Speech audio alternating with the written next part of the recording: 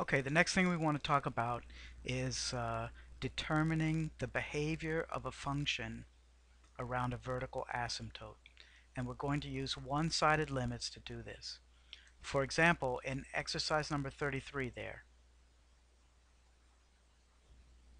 the problem asks for the limit as x approaches 2 from the right. Maybe you can't see that little plus sign there clearly. The limit as x approaches 2 from the right of x minus 3 over x minus 2. If we were to plug in x equals 2 directly, we'd get 2 minus 3, or negative 1 in the numerator, and we would get 0 in the denominator. So this is an example. Whenever you have 0 in the denominator and something other than 0 in the numerator, you're going to have a vertical asymptote. And the question is, what happens? We're looking for the behavior of the function as x approaches 2 from the right. That means as we come in from positive infinity all the way down to 2, what is happening to the direction of the function? We know it's going to infinity. Is it positive or is it negative? And the way we're going to resolve these problems is pick a number that is a little bit larger than 2. Since we're coming into 2 from the right, we're coming in from values that are larger than 2. So if you picked a number like 2.1, try to substitute that. So when we try x equals 2.1, in the numerator we're going to get 2.1 minus 3, which is negative. And in the denominator we're going to get 2.1 minus 2, which is positive.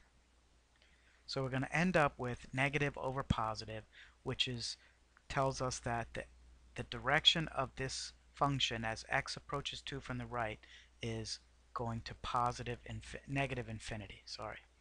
So when we have a limit on either side of a vertical asymptote, what we want to find out is the direction of the function. Is it positive infinity or is it negative infinity? These are the only times where we'll use positive or negative infinity as the answer to a limit. We know that technically the limit doesn't exist, but we're going to find out something about its behavior by asking that question. Alright, number 34. Again, first thing we try is always plug and chug. We plug in x equals 1, we get 3 over 0.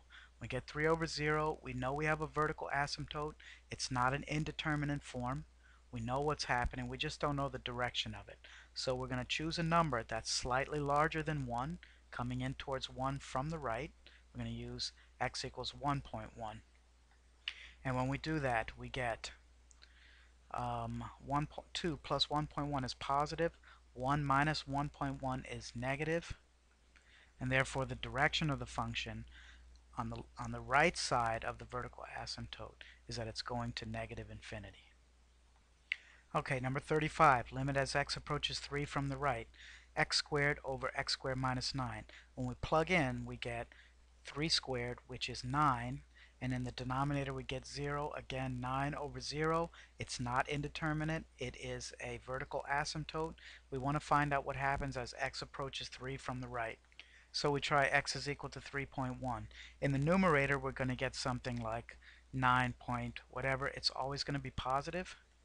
In the denominator, 3.1 squared is going to give us a number that's larger than 9. So when we subtract 9 from that, we'll still end up with a positive remainder or positive difference, and that will tell us that positive over positive is positive. Alright, so at number 36 we have the limit as x approaches 4 from the left this time of x squared over x squared plus 16. And so what we're going to do here, x squared, we're looking for a number that's a little bit less than 4.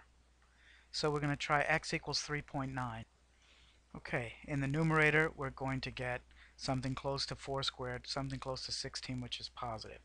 In the denominator, 3.9 is going to be, well, the denominator is always going to be positive no matter what we put in there. So this will be positive over positive.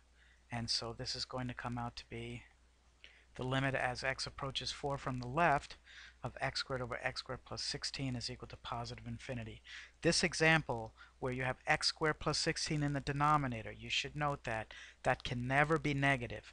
No matter what you put in there for x, even if it's 0, it will always come out to be a positive value in the denominator there. So I hope you can see that. And that's all there is to this type of problem.